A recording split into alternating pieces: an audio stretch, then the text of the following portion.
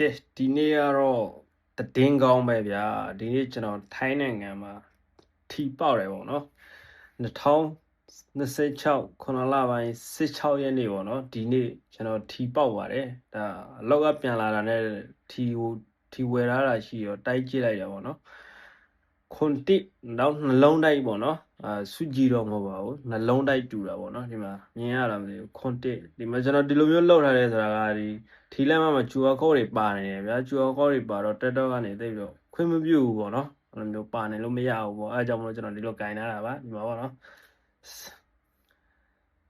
ကဲဒါကတော့ဟိုဟာနှစ်ရွက်ပေါ့နှစ်ဆောင်တွဲပေါ့နော်ဒီမှာနှစ်ဆောင်တွဲဆိုတော့တစ်ဆောင်ကို2000ဆိုတော့ဗျာကျွန်တော်4000ရမယ်ပေါ့နော်4000ဆိုမြန်မာဝင်တဲ့ဆိုလို့ရှိရင်5သိန်းလောက်တော့ရှိရဗျာအခုစီတဲ့ဆိုလို့ရှိရင်ပေါ့နော်ဒါ5သိန်းလောက်ဆိုလည်းမဆိုးပါဘူးပေါ့လေဒါပေမဲ့ဒါကျွန်တော်လတိုင်းတော့ကျွန်တော်ထီထိုးတယ်ဗျာလတိုင်း2ဆောင်တစ်ဆောင်လ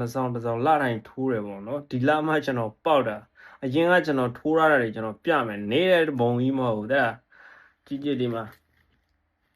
ကြည့်လိုက်တဘုံကြီးနေတာမဟုတ်ဘူး2000လောက်ကိုရှိမလားမသိဘူးပတ်စံနဲ့တွက်မယ်ဆိုလို့ရှိရင်ကျွန်တော်ပြီးမှကျွန်တော်ရေးကြည့်မယ်ကျွန်တော်ထင်တယ်ရွက်20မခောက်ဘူးဗျာကျွန်တော်ထိုးရတာလေဟိုကြာတော့ကြာပြီပေါ့နော်စုလာတာဟိုပေါင်းလာတာပေါ့လေထိုးရတာတွေမပေါက်တော့ပေါင်းလာတာအမှ20ကျော်လောက်ရှိမယ်တဲ့2000ကျော်လောက်ရှိသွားပြီတရွက်ဒီထီလက်ဘက်တစ်ဆောင်ကိုဆိုဘလောက်100ရှိရပေါ့နော်100နှစ်ဆောင်တွဲဆို200ပေါ့ခုကကျွန်တော်ဒီနေ့နှစ်ဆောင်တွဲပေါက်တာပါဒါကိုယ့်ရဲ့ဘော်ရာကြီးတွေကိုဘယ်လိုပြောမလဲပျော်တွေကူးဆက်အောင်ပေါ့နော်ဒါတင်လိုက်တာပါဒီနေ့တော့ကျွန်တော်ပျော်သွားပြီဗျာဒီနေ့တော့ကျွန်တော်4000ရမယ်ပေါ့နော်နှစ်ဆောင်တွဲဆိုတော့မပေါ့စဘူးအရင်တော့ဆိုလို့ရှိရင်တစ်ဆောင်တော့ပေါက်ဘူးတယ်တစ်ဆောင်နှစ်ဆောင်တွဲတစ်ခါမှမပေါက်ဘူးပေါ့နော်ခုမှ